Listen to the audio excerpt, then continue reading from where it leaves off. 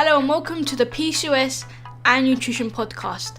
My name is Despina Pavlou and I'm an online coach, certified personal trainer and the founder of PCOS and Nutrition.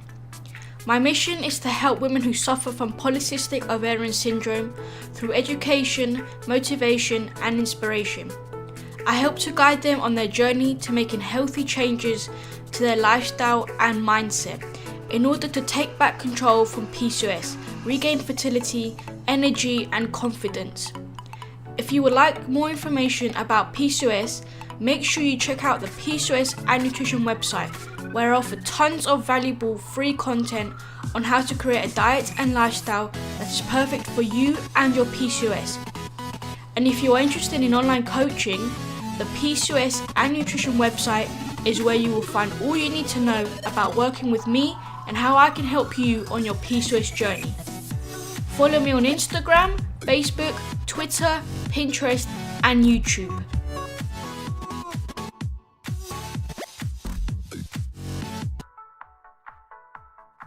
Hello everyone, and welcome to episode 26 of the PCOS and Nutrition Podcast. Thank you once again for tuning into another episode of the podcast.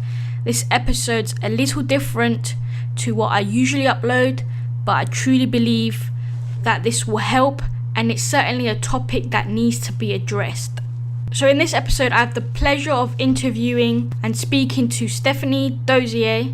Stephanie is a clinical nutritionist, host of the Beyond the Food Show podcast, founder of the Going Beyond the Food Academy, functional coach, writer and natural born leader dedicated to helping women stop overeating and permanently end the cycle of yo-yo dieting. So in this episode, we cover emotional eating, the whole dieting culture and the dieting approach.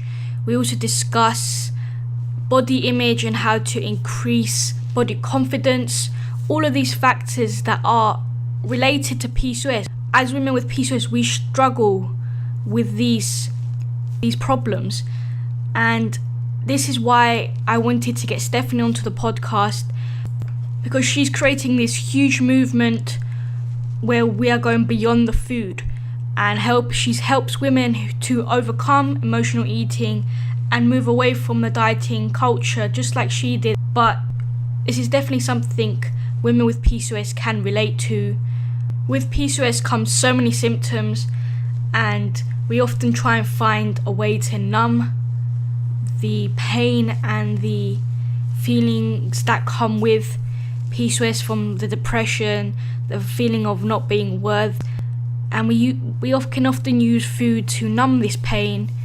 And then on the other kind of spectrum is the whole body image, and often as a common symptom of PCOS is weight gain, and there's the whole hair loss, there's acne and all this stuff that is associated with our body and the way we look and feel.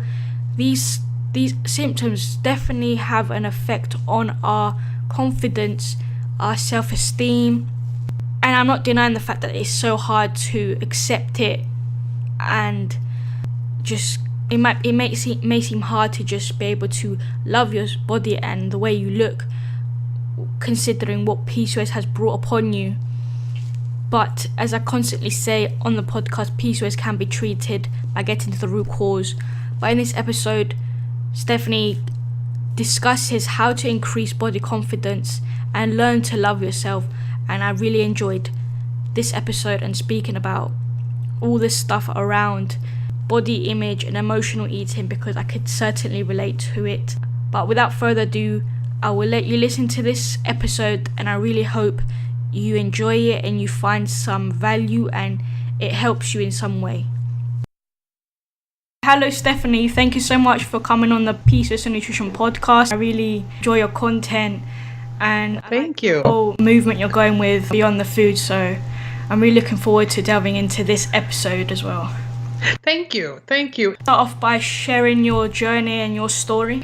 Absolutely. So thank you for having me here and helping your group get a better relationship to food and their body. So my journey in going beyond the food started back when I was 11 years old, when I was sent to Weight Watcher for weight loss for the first time in my life. And from there went on nearly 27 years of dieting. I've done it all. From the cabbage soup to the low fat to keto to paleo.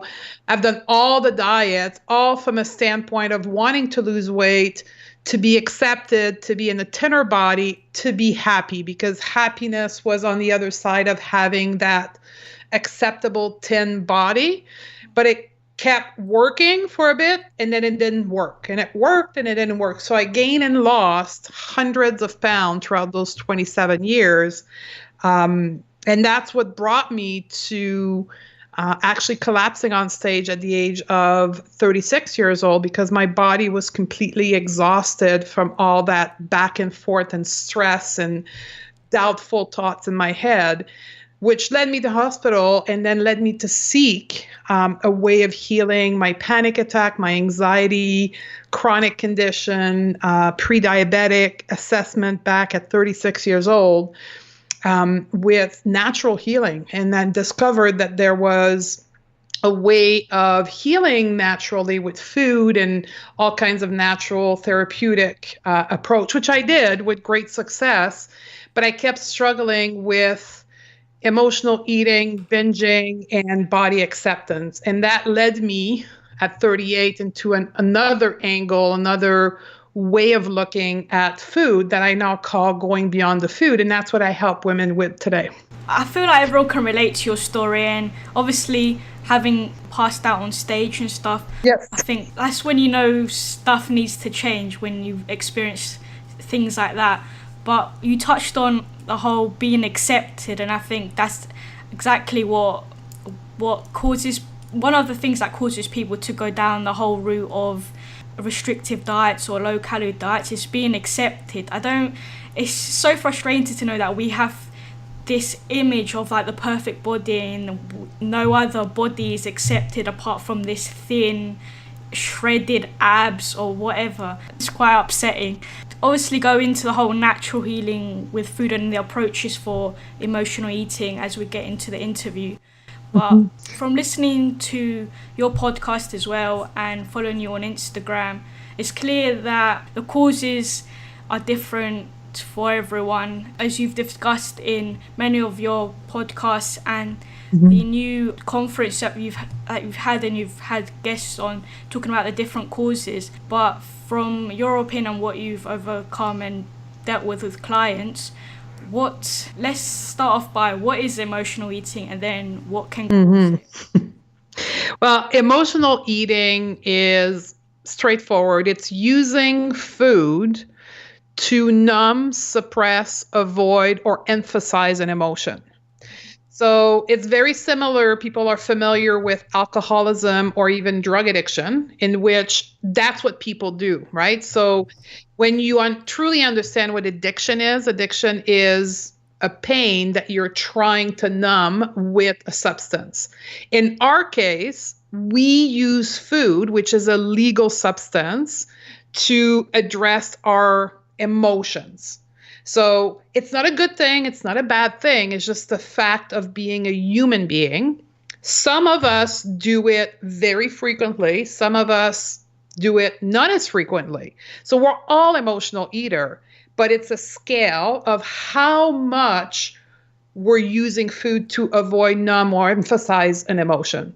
So that's the basic emotional eating. The question that you have to answer as an individual is, to what degree do I do it, and to what degree does it impact my life? Interesting, because a lot of people obviously wouldn't think about this. They don't often associate how they're using food to numb a pain, for example. When I used to go through emotional eating for a couple of years ago, for me it was personally when I was going through college and I was kind of numb that stress and make people proud and all this stuff and all this pressure and trying to numb all that stress with food, which I've never actually done before, but I just feel like that was the stage in my life when I began to emotionally eat.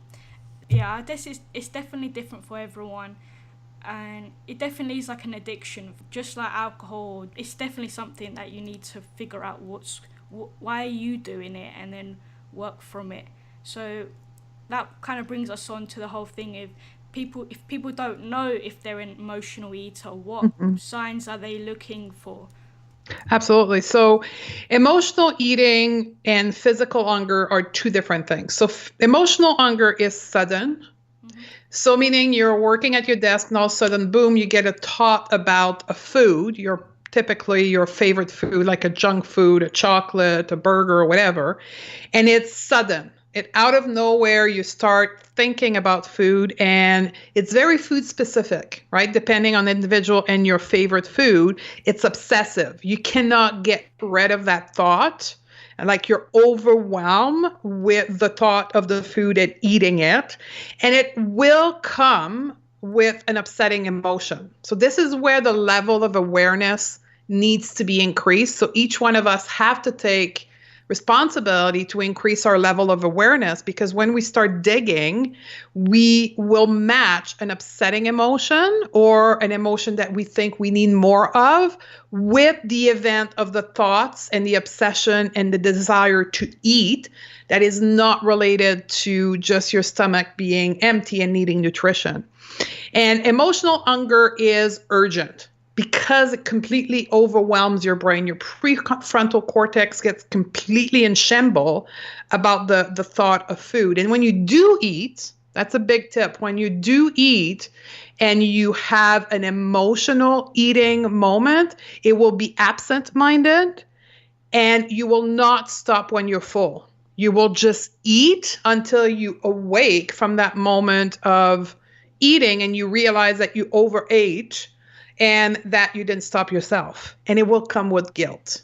That's the big one. So when you emotionally eat, it comes with a lot of guilt. So these are the physical hunger is the complete opposite of that, right? It's something that comes on slowly. It's not food specific. You can actually feel physical symptoms. It's not obsessive. And you're conscious when you eat. Therefore, you don't tend to overeat as much.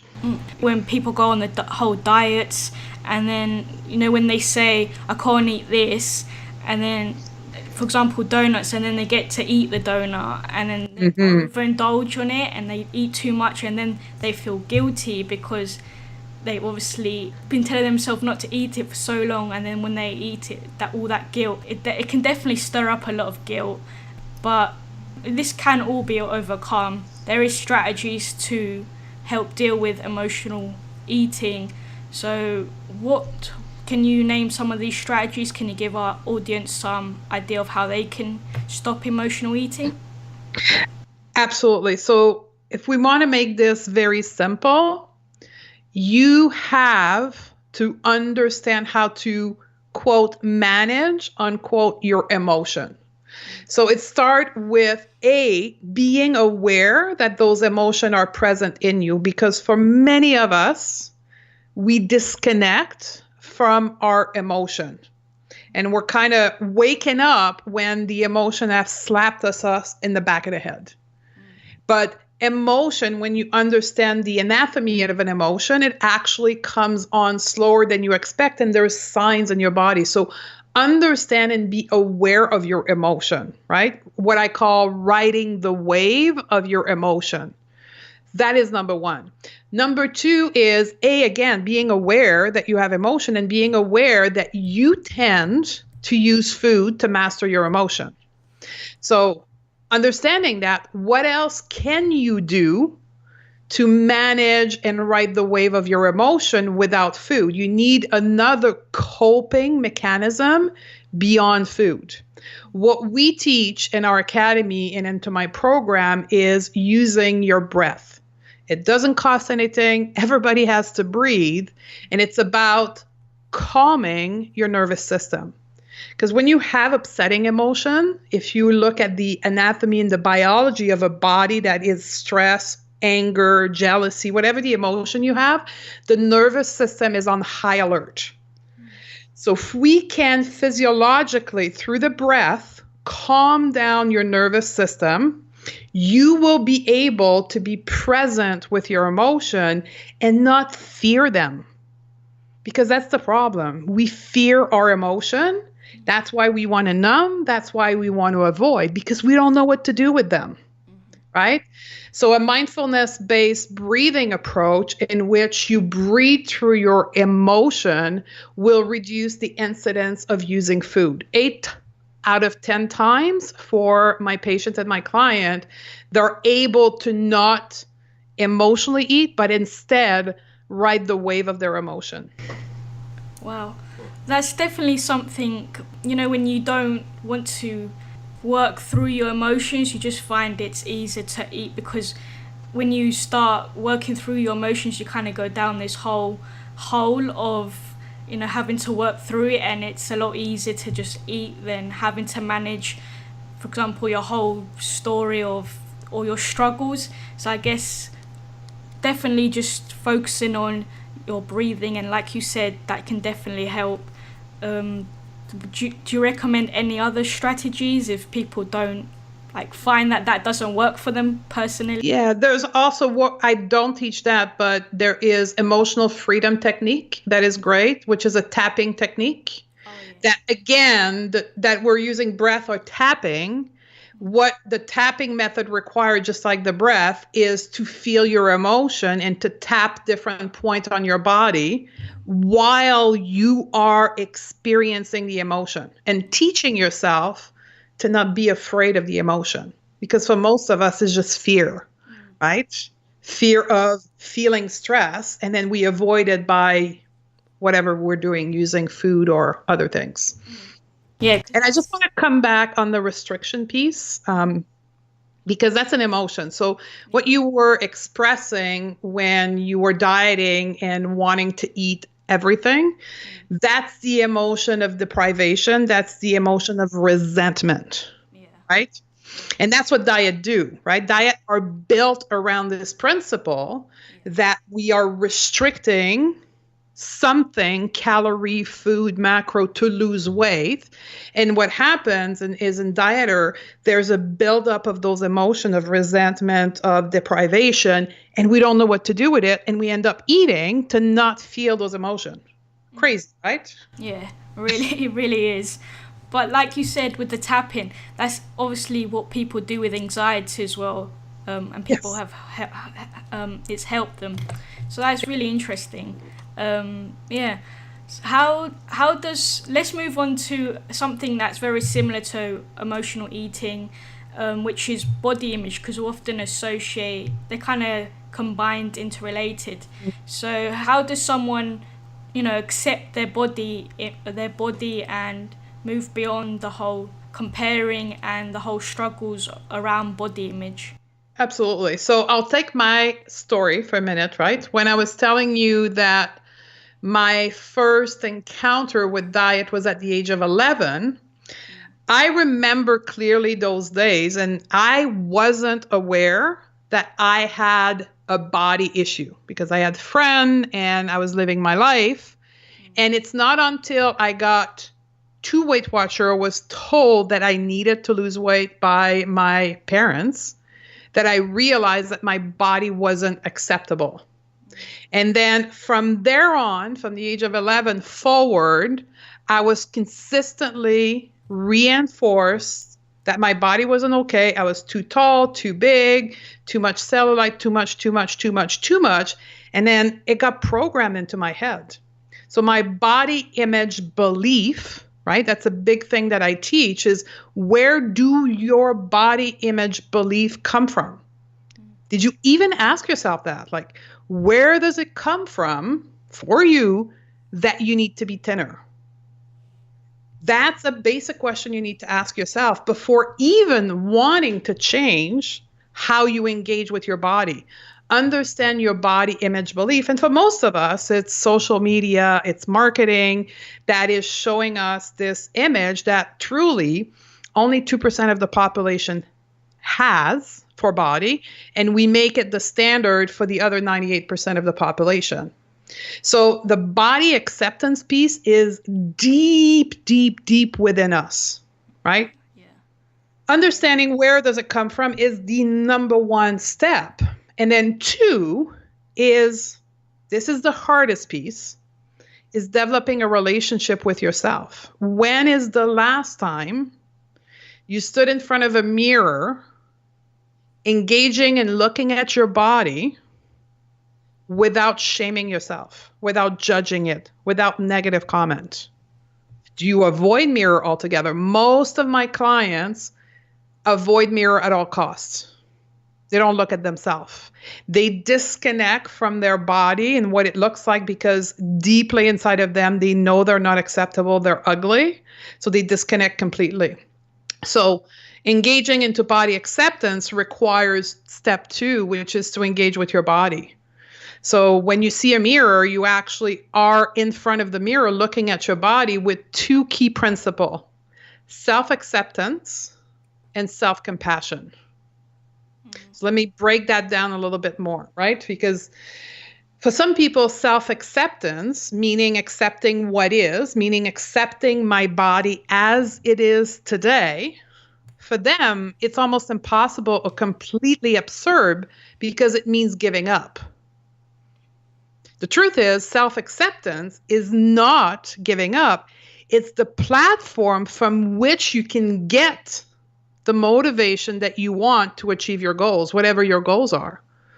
And that's a struggle for many people, is they're saying, like, how can I get most motivated? That's the number one question I always get. Stephanie gives me tips on motivation.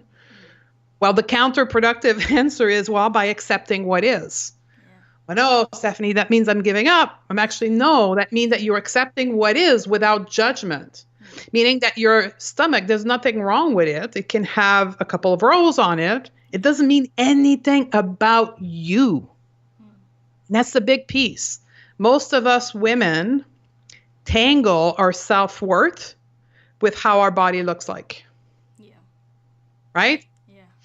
So we think if we want to be more and we want to bring more value, we need to lose weight and to look a certain way. So self-acceptance, accepting what is without judgment, is a key component. The second component is self-compassion, which is kindness towards ourselves.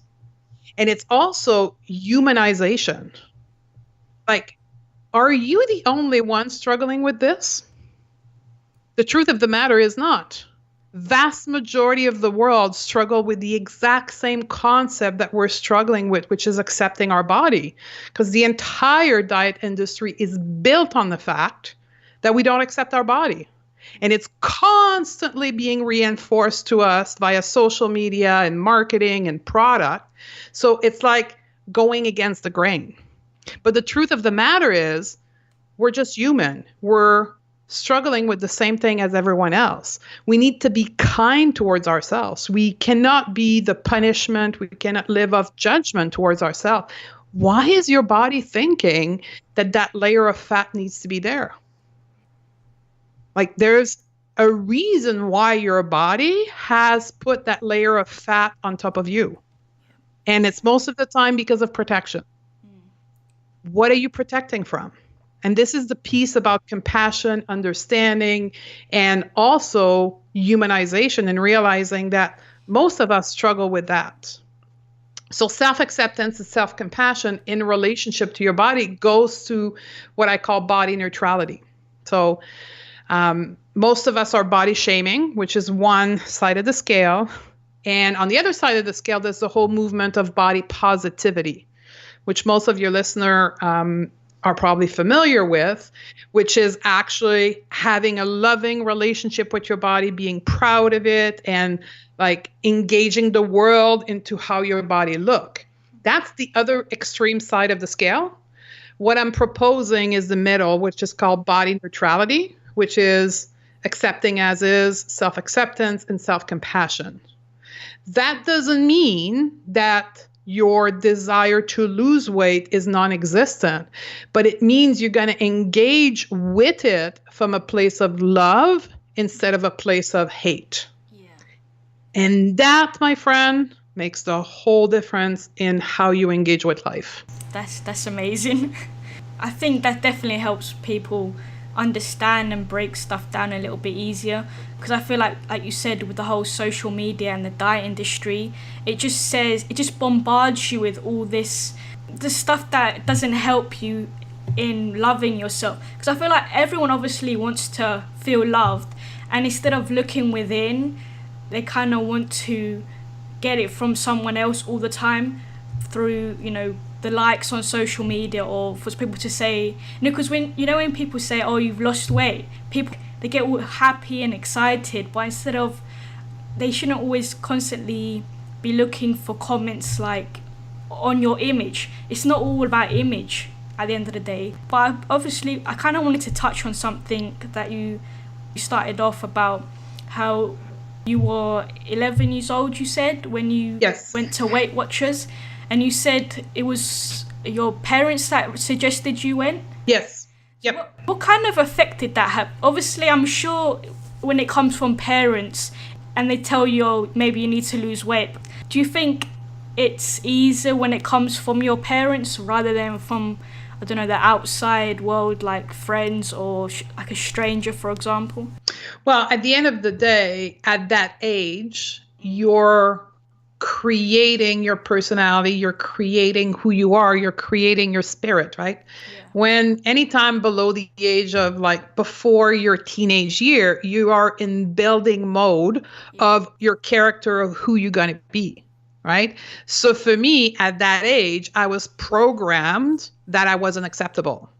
Now, what you have to know is my parents are amazing individual. They're loving people. They've raised me properly and they've given me everything that I needed, but they were engaged in the concept of thinness is how life is acceptable. So they couldn't teach me anything else. They taught me what they were living in their head and their reality in their life.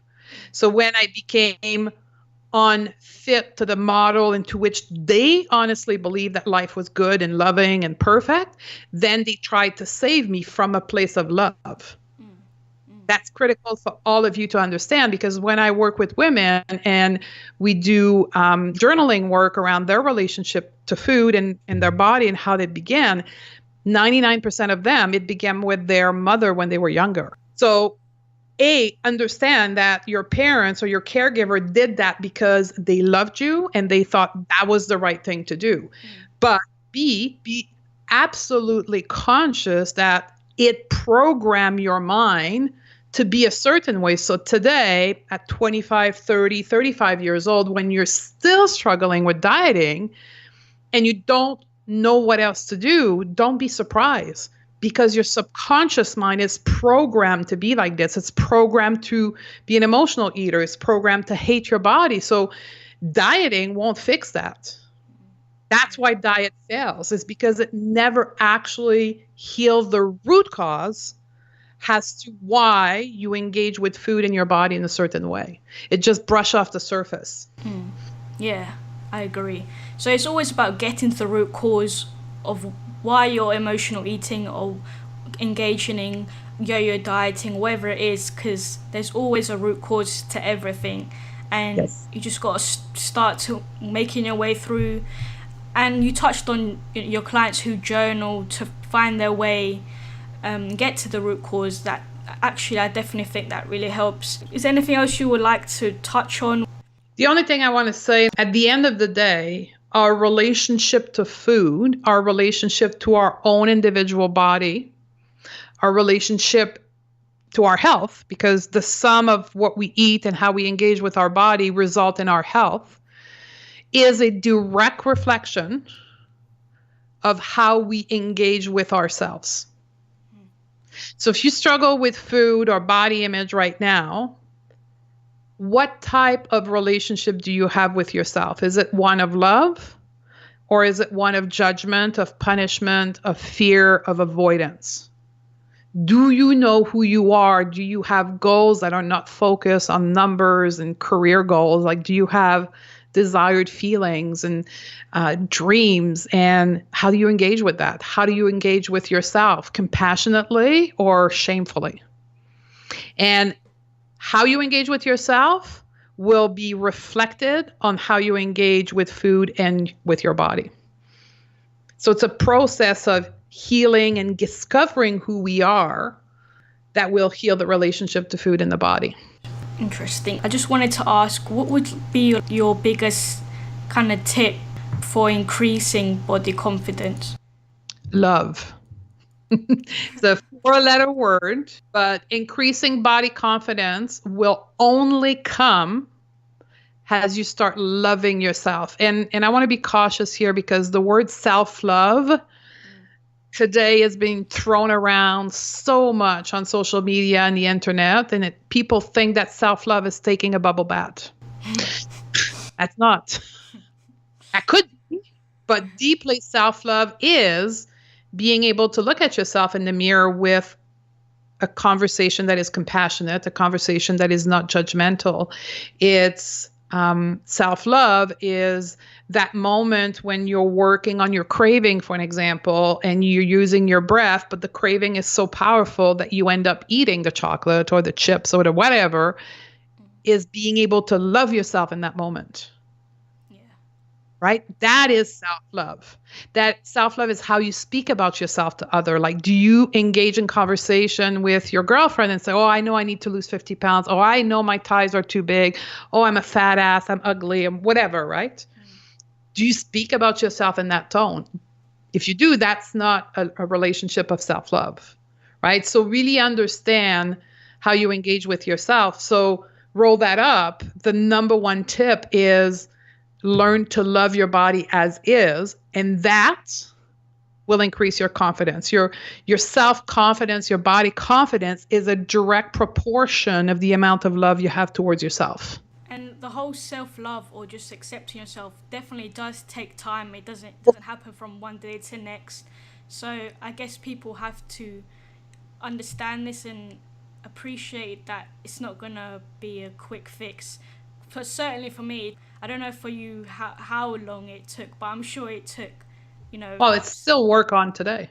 Yeah, I guess right? It's a journey, right?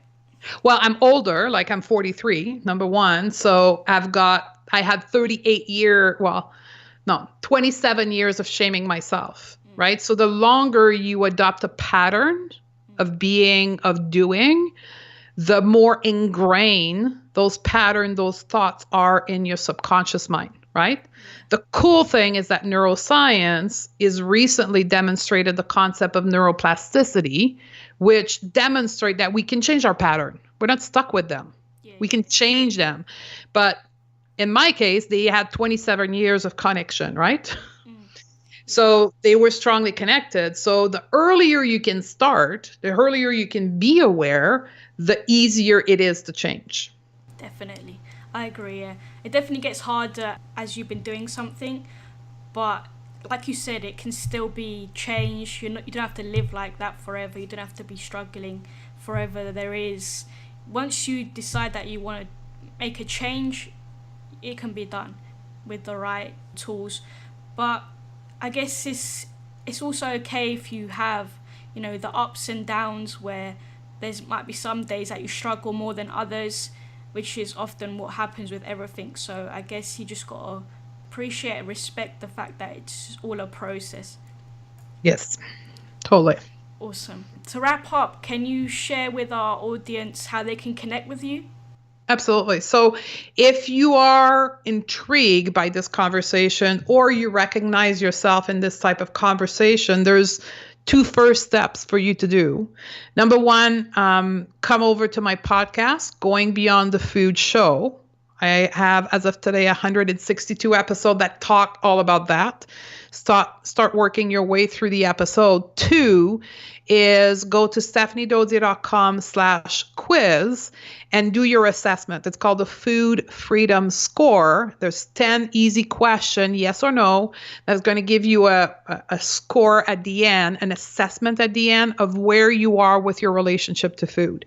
That's a smaller version of what I use when I work with people one-on-one, but it's a great reflection of how you engage with food in your body, demonstrating patterns that are problematic that need to be changed and addressed. So start with those two places, the podcast, which is totally free, and then the quiz as well, that is free. Awesome. I have everything linked in the show notes, as well as your social media. I have that. And I highly recommend that you all check out Stephanie, and her podcast is amazing. You're definitely going to learn so much. But thank you so much, Stephanie, for coming on. I really appreciate it, and I enjoyed the conversation that we had. Thank you so much. You're welcome. It was a pleasure being here. Thank you for tuning in to yet another episode of the PCOS and Nutrition Podcast. All links mentioned in the episode can be found on the PCOS and Nutrition website. Don't forget to follow me on all social media platforms. They can also be found on the website. Tune in to next week's episode, where I'll be speaking with Talene about going dairy and gluten-free for your PCOS. And don't forget to leave a rating and review. Let me know what you think about the podcast.